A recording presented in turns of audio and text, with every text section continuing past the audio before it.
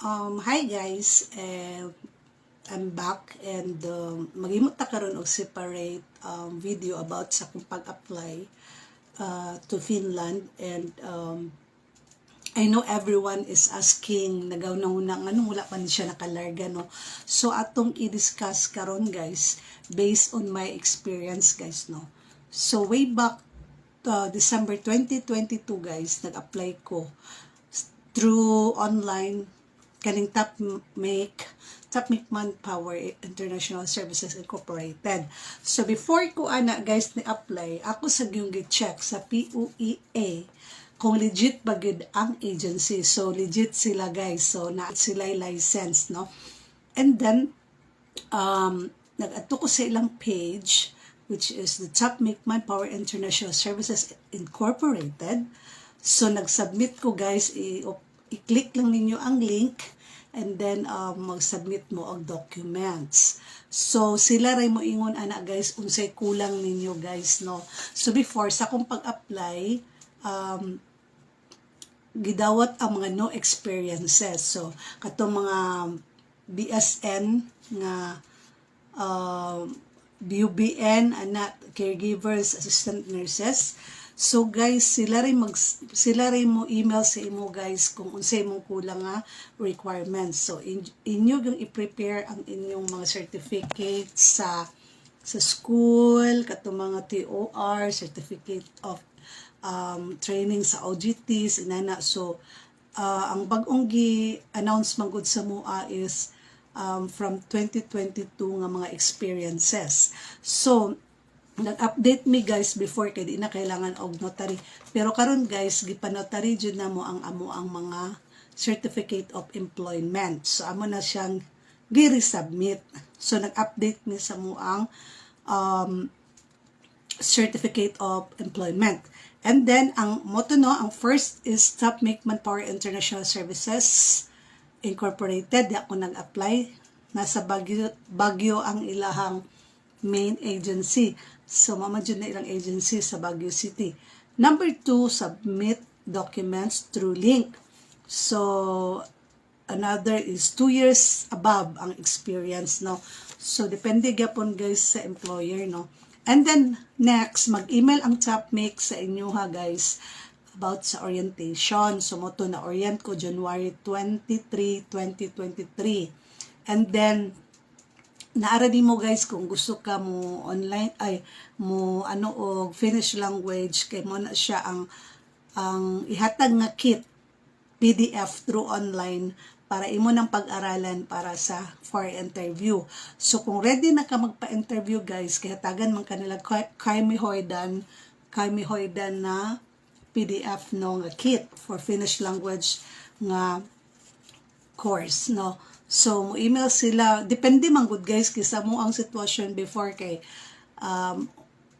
murag email mi nga mo ni nga date ang interview. Inana bitaw dili man gud pare-parehan no. So, based on my own experience na siya. So, mo to na pagkahuman akong interview, nakapasar ko. So, nagkuha na sad mi, gi-email na sad mi nga mag-briefing mo to paghuman og briefing kay nag-pre-medical mi guys before mi nag-start sa among klase which is way back 2023 barag August na mi nag-start no. So nasa batch 95 ko ato kay kamulog yapon kong trabaho.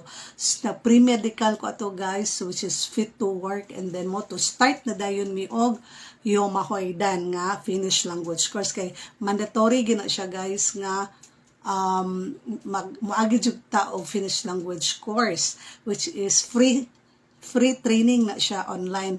So dili raman mo mabalaka kay kanang naman tay libro na may PDF. So pwede ra pud jud mo pili og kanus sa inyong klase kay na may calendar ana. So kung gusto kag fast pace sa isa ka semana murag every week kay timan-an ako every week tong sa fast pace ko every week na ami klase with teacher naasad mi ansiranan sa libro no. So naadjud mi ansiran ana and then apoy Moodle masinagya poy online nga kwan dili lang na ako mahatag gid tanan sa inyo no, kay lahi na ang basta daghan kay mga upgraded nga, basta mo ni akong giingon, this is based on my experience. So mo to nag-start na mi sa mo ang Yumahoydan.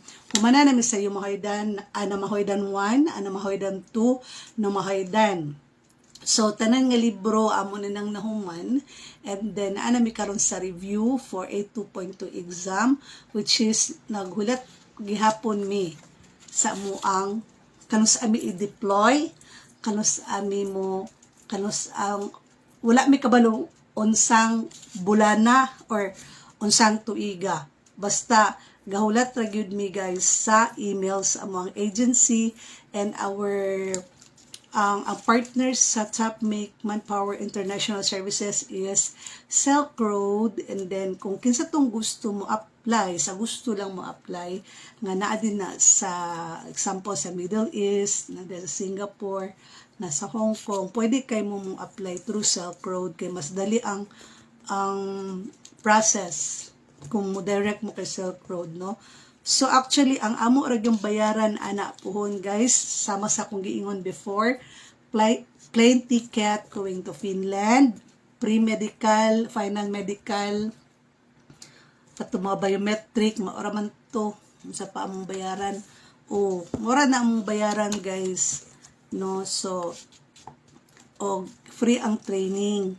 So, mora na sa karon guys ang atong update. So, kung naamoy mga pangutana, you can ask me on the comment section, or pwede ra mo mag-private message na ko, pero usahay, dili gyudayon ko makatubag kay sama sa kong giingon, wad jud mi og review karon sa isa ka semana, naa jud mi klase, no? Hopefully,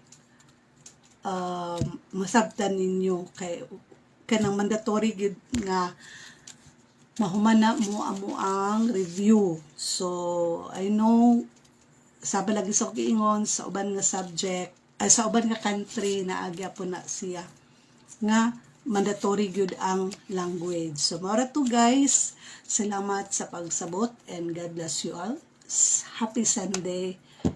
Moy moy.